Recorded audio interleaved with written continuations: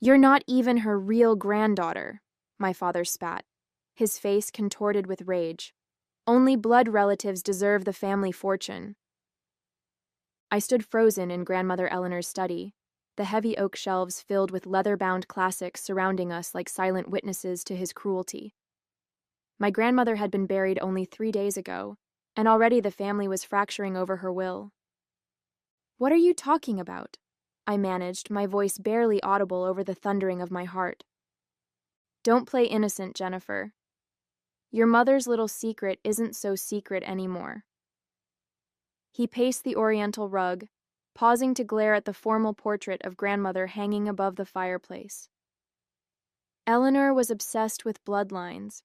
Once the lawyer confirms you've got no Blackwell blood, you'll get nothing.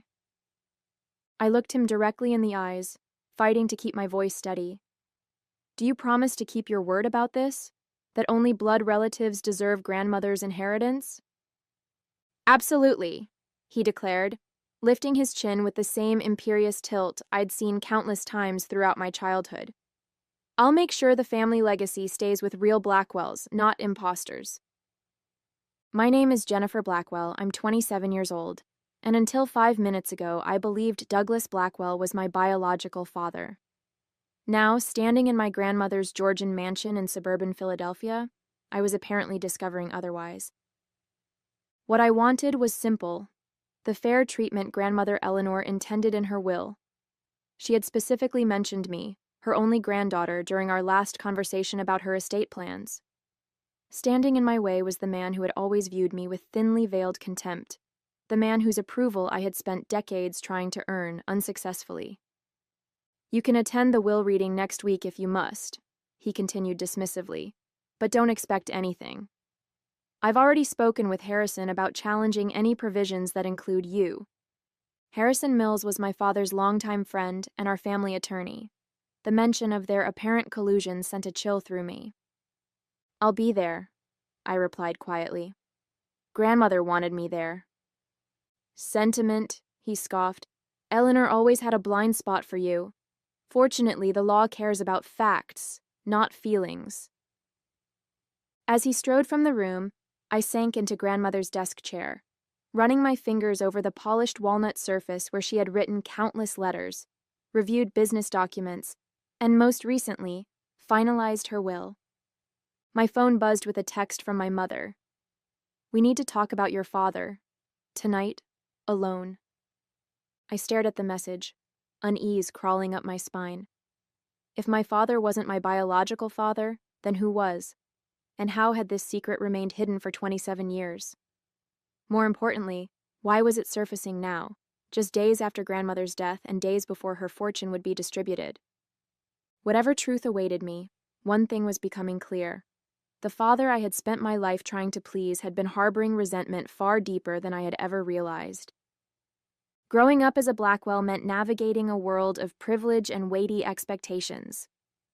The Blackwell fortune, built on pharmaceutical patents and shrewd investments, had sustained 3 generations of the family in considerable luxury. My father, Douglas, was the elder of 2 sons, which automatically positioned him as the presumptive heir to the majority of the Blackwell assets. His younger brother, James, had been the family rebel, brilliant but restless, unwilling to conform to our grandfather's rigid vision of the family legacy. He'd left Philadelphia to pursue medical research in Seattle, returning only occasionally for major family events. My memories of Uncle James were limited but warm. His easy laugh, thoughtful gifts, and the way he'd speak to me as though my opinions mattered. In contrast, my relationship with my father had always been strained. Douglas Blackwell was a man who measured worth in achievements and status.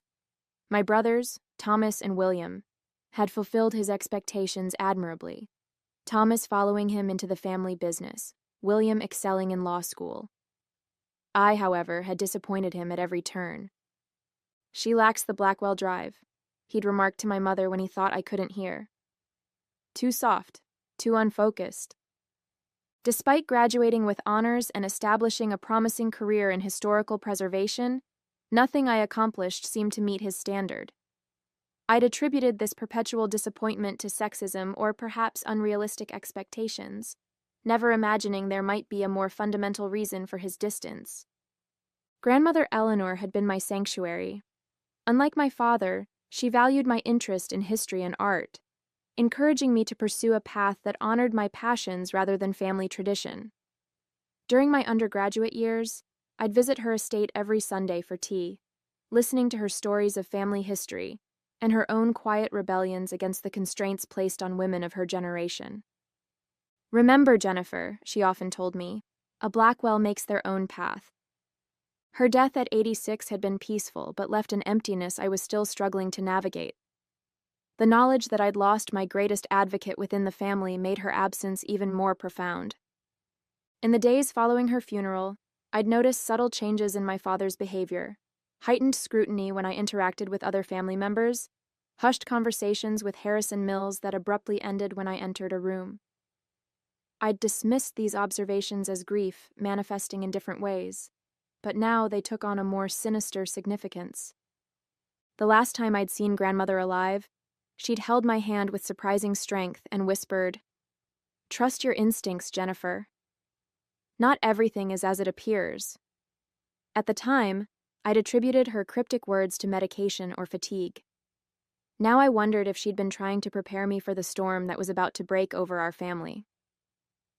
As I left grandmother's study to meet my mother, I couldn't shake the feeling that I was being drawn into a family drama decades in the making, one with roots deeper than I could yet comprehend. My mother was waiting for me at her favorite cafe, tucked away in a quiet corner of the city, where Blackwells were just ordinary people. She looked smaller somehow, her usually impeccable appearance slightly disheveled, eyes shadowed by sleepless nights. "I never wanted you to find out this way," she began without preamble, her fingers nervously turning her wedding band. "Your father, Douglas, shouldn't have told you like that. It was cruel and self-serving."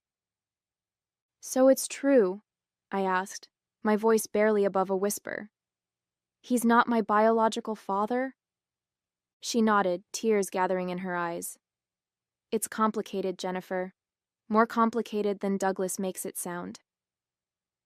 Over the next hour, my mother unraveled a story that upended everything I thought I knew about my family. She and James, my uncle, had been in love before she met Douglas. They'd been young, passionate, and planning a future together when James received a prestigious research fellowship in Seattle. "We agreed he should go," she explained. "It was an incredible opportunity. We thought we could manage the distance." But the separation had strained their relationship, and during a particularly difficult period, she'd grown close to Douglas, who had always admired her from afar. A moment of vulnerability led to a brief relationship, one she ended when she realized her heart still belonged to James. When I discovered I was pregnant, I was certain it was James's child. The timing aligned perfectly with his last visit home. Her voice trembled. But Douglas insisted the child was his, and James was already engaged to someone else by then. I didn't want to disrupt his new life. Douglas had proposed immediately, presenting their marriage as the honorable solution. Only later did my mother realize that his interest had never been entirely about her. The Blackwell fortune had strict inheritance provisions that favored male heirs with legitimate children. "He needed a wife and children to secure his position," she said bitterly. "And I needed stability for my baby. It seemed like the best option at the time." Years passed and the secret held. James eventually moved back to Philadelphia with his wife, but they remained childless. When his marriage ended in divorce, he threw himself into medical research, becoming increasingly distant from family affairs. "Did James ever know?" I asked. "No," my mother whispered. "I couldn't bear to disrupt his life again. And as the years passed, it seemed crueler to reveal the truth." The revelation left me reeling. Every memory of childhood now required re-examination. My father's coldness, Uncle James's warmth during his rare visits, Grandmother Eleanor's special attention to me. "Why is Douglas revealing this now?" I finally asked. My mother's expression hardened. "Your grandmother's will. He's always been obsessed with the Blackwell fortune, and now he's worried Eleanor might have left you a significant portion. He needs to discredit your claim. But if I'm not a blood Blackwell? That's just it, she interrupted. You are a Blackwell by blood, just not Douglas's child. You're James's daughter, which makes you Eleanor's granddaughter by blood regardless. The irony was almost too perfect. My father's attempt to cut me out of the inheritance by denying our biological connection might actually strengthen my claim through a different branch of the family tree. What do I do now? I asked, feeling adrift in this new reality. My mother reached across the table to clasp my hands. That depends on what you want, Jennifer. Justice? Acknowledgement? Or simply your fair share of what Eleanor intended for you? I didn't have an answer yet. The betrayal was too fresh, the implications too vast to process in a single conversation. But as we left the cafe, one certainty crystallized in my mind. I would not allow Douglas Blackwell to rewrite my history for his financial gain. The question was how to prove my true parentage before the will reading, and whether that truth would help or harm my position in the complex web of Blackwell inheritance rules. The next morning, I drove to Uncle James's apartment, heart hammering against my ribs. I had called ahead, keeping my reason vague. Family matters to discuss before the will reading. Now, sitting in his modest living room surrounded by scientific journals and travel mementos, I struggled to find the words to upend his world alongside mine. You seem troubled, Jennifer, he observed, setting 2 cups of tea on the coffee table. At 58, James Blackwell remained handsome, with the same dark eyes I saw in my mirror every morning. Is Douglas making things difficult about Eleanor's estate? It's more complicated than that, I began, then faltered. How did one ask a man if he might be your biological father? Uncle James, did you and my mother were you ever together? Before she married father? The cup froze halfway to his lips, his expression shifting from surprise to guarded caution. Why would you ask about ancient history now? Because Douglas has informed me that he's not my biological father, and he's using that claim to challenge my place in grandmother's will. James set his cup down with deliberate care.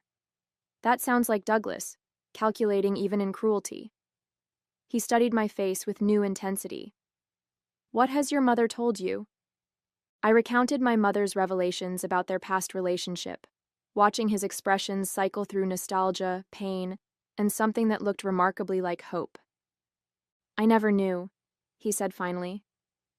Catherine never told me she was pregnant. By the time I heard about the marriage, it was already done. He leaned forward. Jennifer, are you saying you believe I might be your father? The timing fits, according to Mother, but Douglas is determined to prove I have no Blackwell blood to claim my inheritance. James's expression darkened. Eleanor's will specifically mentions you by name. Douglas can't simply write you out of it. He claims he can challenge any provisions made under false pretenses, namely that grandmother believed me to be his biological daughter. James rose abruptly, pacing the small room. This is absurd. Even if you were not Douglas's biological child, you're still Eleanor's granddaughter if you're my daughter. He stopped, meeting my gaze directly. We need to know for certain. A DNA test would settle this question definitively. The clinical simplicity of his solution both relieved and terrified me. You'd be willing to take one? Without hesitation, he replied. I've always felt a connection to you that I couldn't quite explain. If you are my daughter... His voice caught. Well, let's confirm the facts before we get ahead of ourselves. We arranged for expedited testing that same day, using a private lab that promised results within 72 hours, just enough time before the will reading. As we submitted our samples, a strange combination of dread and anticipation settled in my stomach. Regardless of the outcome, my relationship with both men would be irrevocably altered. While awaiting results, I attempted to gather information about grandmother's will. I contacted her personal attorney, Bernard Walsh, separate from the family lawyer Harrison Mills. I'm afraid I can't discuss the specific provisions before the official reading, Bernard explained when I visited his office. But I can assure you that your grandmother was of sound mind and very clear about her intentions. Did she know? I asked directly. About my biological parentage? Bernard's carefully neutral expression slipped momentarily. I cannot comment on that, but I will say that Eleanor Blackwell was a remarkably perceptive woman who very little escaped her notice. His non-answer told me everything I needed to know. Grandmother had suspected, perhaps even confirmed, that I was James's daughter, not Douglas's. My momentary triumph evaporated when I received a formal letter that evening. Harrison Mills had petitioned the court to delay the will reading pending resolution of identity concerns regarding purported beneficiaries. Douglas was moving faster than anticipated, using his legal connections to buy time while he built his case against me. When I called Bernard to ask about the delay, his secretary informed me he had been suddenly hospitalized with pneumonia and would be unavailable indefinitely. It couldn't be coincidence. Douglas was systematically removing my potential allies and information sources. Without Bernard or the DNA results, I would enter the will reading at a severe disadvantage. That night, my mother called in a panic. Douglas knows you met with James. He's furious. Jennifer, be careful. When Douglas feels threatened, he becomes dangerous. The DNA results arrived via encrypted email 2 days before the rescheduled will reading. With trembling fingers, I opened the document, scanning for the conclusion buried amid scientific terminology. Probability of paternity, 99.99998%. James Blackwell was unquestionably my biological father. I sat back, emotions flooding through me. Vindication, grief for the relationship I never had, anger at the years of deception. The scientific confirmation transformed abstract possibility into concrete reality. Douglas, the man who had coldly rejected me my entire life, was not my father at all. I immediately called James, who received the news with quiet emotion. I suspected from the moment you asked, he admitted. You have Catherine's smile, but those eyes, they're Blackwell eyes, my mother's eyes. We agreed to meet before the will reading to discuss our approach. Armed with DNA proof, I finally had leverage against Douglas. Or so I thought. That evening, Harrison Mills requested an urgent meeting at his office. Despite my misgivings, I agreed, curious about this sudden outreach from my father's, no, Douglas's, legal ally. The elegant offices of Mills and Associates signaled old money and discretion. Harrison, silver-haired and impeccably dressed, greeted me with practiced cordiality that didn't reach his eyes. Jennifer, thank you for coming. I thought we should discuss certain developments before the will reading. You mean the fact that Douglas isn't my biological father, or that you filed a frivolous petition to delay the reading? His smile tightened. Actually, I was referring to the DNA test you and James arranged. My blood ran cold. How could he possibly know about the test? We had been meticulously careful. Douglas was quite distressed to learn of this independent investigation, Harrison continued. He asked me to convey a proposal. He slid a document across his desk. It was a waiver agreement relinquishing all claims to Eleanor Blackwell's estate in exchange for a one-time payment of $250,000. This is absurd, I said, pushing it back. Grandmother specifically included me in her will. Yes, under the presumption you were Douglas's daughter. Now that we know otherwise... Now we know I'm James's daughter, which makes me even more legitimately Eleanor's granddaughter than if I were Douglas's, I interrupted. Blood relatives deserve the family fortune, isn't that what Douglas always says? Harrison's expression shifted. There are complexities you're unaware of, Jennifer. Legal nuances regarding the Blackwell Trust that supersede simple biology. What complexities? I'm not at liberty to discuss details before the reading, but I strongly advise you to consider this offer. Douglas is prepared to be quite aggressive in defending the family interests. The veiled threat hung between us. I left without signing, more determined than ever to stand my ground. but deeply unsettled by Harrison's confidence despite our seemingly ironclad DNA evidence. The next morning brought the revelation that shattered my understanding of the entire situation. James called, his voice tight with controlled fury. "Jennifer, I've just received some disturbing information from an old family friend, a nurse who worked with my father decades ago." He paused. "Douglas isn't biologically a Blackwell." What? The room seemed to tilt around me. Apparently, my parents adopted Douglas as an infant after my mother had several miscarriages. When she unexpectedly became pregnant with me years later, they decided to keep the adoption quiet, not wanting Douglas to feel like less than their son. The implications hit me like a physical blow. If Douglas wasn't a blood Blackwell, then by his own logic. "Does Douglas know?" I managed. "I don't think so. Our parents took the secret to their graves. But Eleanor might have known. She and my mother were extremely close." "That's why Harrison was so confident," I breathed. "There must be something in the will or trust documents specifying blood relations." "Exactly. I've been reviewing copies of the original Blackwell Trust. There's a specific clause requiring direct bloodline descent for principal inheritance.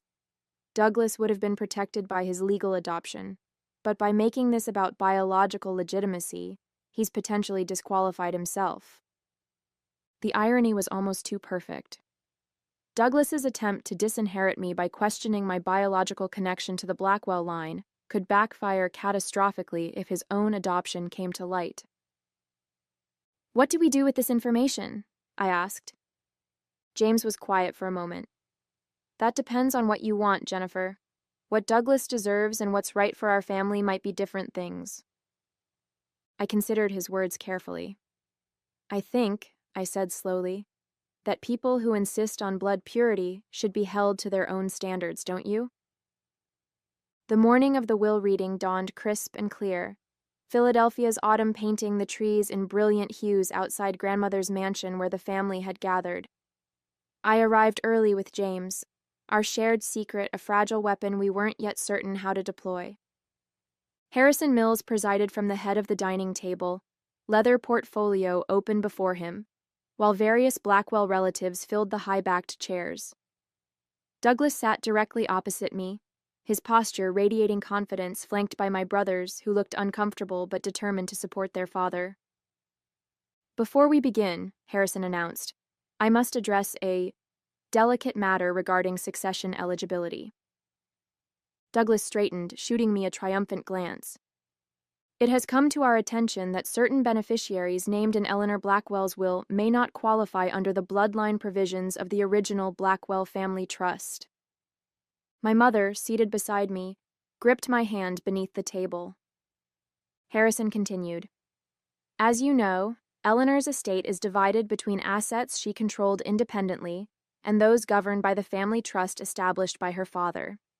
The trust specifically requires beneficiaries to be blood descendants of the Blackwell line. Which is precisely why we need to address Jennifer's situation," Douglas interrupted smoothly. "Recent information suggests she is not my biological daughter, and therefore has no claim to the Blackwell inheritance." A ripple of murmurs circulated around the table. James and I exchanged glances, our carefully rehearsed plan suddenly derailed by Douglas's preemptive strike.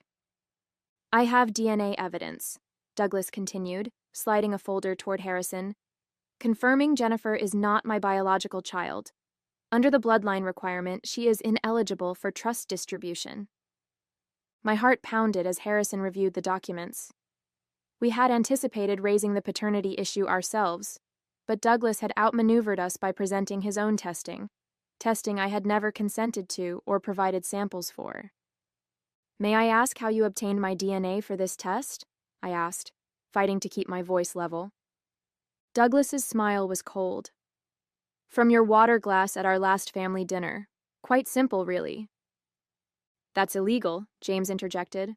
"Unauthorized DNA testing." "Irrelevant to the inheritance question," Harrison cut in. "The science is sound, regardless of collection methods." I felt our carefully constructed plan crumbling. If Harrison accepted Douglas's evidence while dismissing the legality of collection, we would lose our chance to reveal the truth on our terms. I have additional evidence pertinent to the bloodline question, I said firmly, removing our own testing results from my bag. DNA confirmation that James Blackwell is my biological father. The room erupted in shocked exclamations. Douglas's face contorted with fury as he turned on my mother, who met his gaze unflinchingly. This changes nothing, Harrison insisted after reviewing our documentation. The trust specifies Blackwell blood from Eleanor's direct line, which flows through her son Douglas to his legitimate heirs. It was the opening we needed. James stood slowly, commanding the room's attention. I believe we need to examine the precise language of the trust, he said. My understanding is that it requires beneficiaries to be blood descendants of Harold Blackwell, Eleanor's father. If that's the case, we have a significant problem. Harrison frowned. What problem? Douglas is not biologically a Blackwell, James stated clearly. He was adopted as an infant, a fact our parents kept private to protect him, but which Eleanor was aware of. The silence that followed was deafening. Douglas's face drained of color as he stared at his brother in naked shock. That's absurd, he finally sputtered. A desperate lie. I have the adoption records, James continued implacably, and DNA confirmation. He produced another folder. If we're applying a strict bloodline test as Douglas insists, then I am Eleanor's only biological child, and Jennifer, as my biological daughter, is her only blood grandchild. Harrison looked stricken as he examined the documents, his loyalty to Douglas visibly warring with his professional obligations. This is outrageous, Douglas shouted, rising from his chair. I won't stand for this slander. You're the one who insisted only blood relatives deserve the Blackwell fortune, I reminded him quietly. Are you retracting that position now? Before Douglas could respond, the library doors opened to reveal a frail but determined Bernard Walsh, grandmother's personal attorney, leaning on a cane. I apologize for my tardiness, he said, nodding to me. I believe my presence is required for this reading. Harrison's dismay confirmed our suspicion. Bernard's unexpected recovery threatened whatever legal maneuvering Douglas had orchestrated in his absence. I would like to review the documents before proceeding, Bernard insisted, his experienced gaze already noting the tension filling the room. As Bernard settled at the table with the various test results and adoption papers spread before him, Douglas looked truly afraid for the first time. Whatever scheme he had constructed with Harrison was rapidly unraveling, but his desperation made him unpredictable and potentially dangerous. Bernard adjusted his reading glasses as he reviewed the final pages of grandmother's will, his voice steady and authoritative.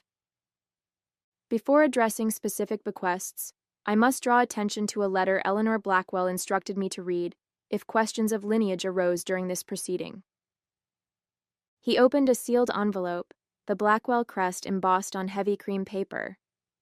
The room fell silent as he began to read, "To my family gathered here." If this letter is being read, then the secret I have kept for decades has finally surfaced. I have always known that Douglas was not born of Blackwell blood, but was welcomed into our family through adoption, a noble act of love by my husband and myself after years of heartbreak. I have also known, since the moment I first held her, that Jennifer is James's biological daughter. A grandmother knows her own blood. The Blackwell Trust established by my father requires blood relation for principal inheritance. Having anticipated potential conflict, I have restructured my personal assets, which constitute the majority of what you now call the Blackwell fortune, to reflect my wishes rather than outdated notions of bloodline purity.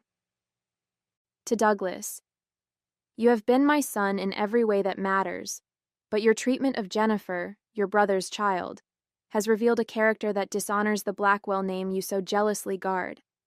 By your own insistence on blood qualification, you have disqualified yourself from what you most covet. Bernard paused, looking directly at Douglas, whose face had gone ashen. In accordance with Eleanor's explicit instructions, Bernard continued, And in light of the DNA evidence presented today confirming both Douglas's adoption and Jennifer's parentage, the distribution is as follows. The trust assets requiring Blackwell bloodline pass to James Blackwell and his biological daughter, Jennifer.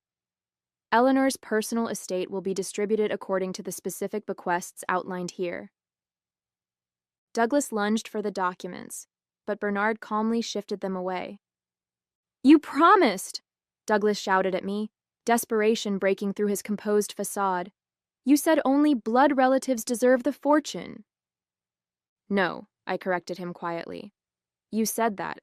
I merely asked if you would keep your word about it. And you promised you would." The justice of this moment wasn't in the inheritance itself, but in watching Douglas's carefully constructed reality crumble under the weight of his own hypocrisy. The aftermath of the will reading unfolded like the final act of a Greek tragedy.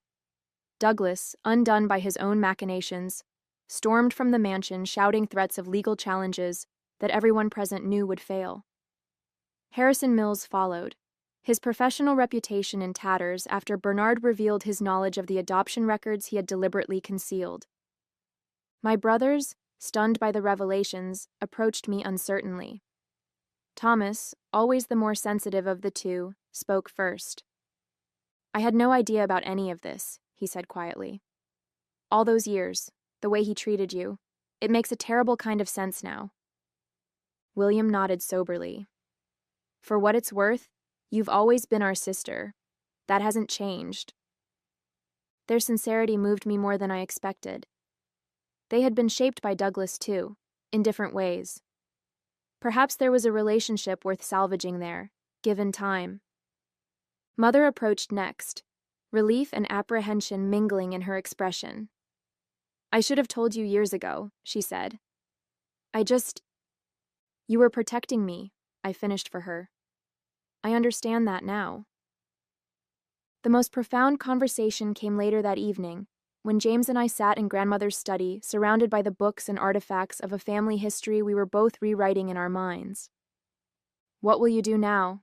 he asked, the weight of missed years heavy in his voice. "Build something new," I answered simply. "We can't recover the time we lost, but perhaps we can create something better going forward." He smiled, the expression so similar to my own that I wondered how I hadn't seen the resemblance before. I'd like that very much. As we talked into the night, sharing stories and discovering connections, I felt grandmother's presence in the room, her wisdom, her foresight, her absolute certainty that truth would eventually prevail. She had arranged everything perfectly, ensuring that justice would be served without requiring me to deliver it personally. In the end, Douglas's downfall came not from my actions, but from his own character revealed under pressure. He had spent decades ensuring I felt like an outsider in the family, never suspecting that he was the true outsider all along. The irony was perfect, and perfectly sufficient. As I looked toward the future, a future that included a father who actually wanted me in his life, I realized that was the greatest inheritance of all.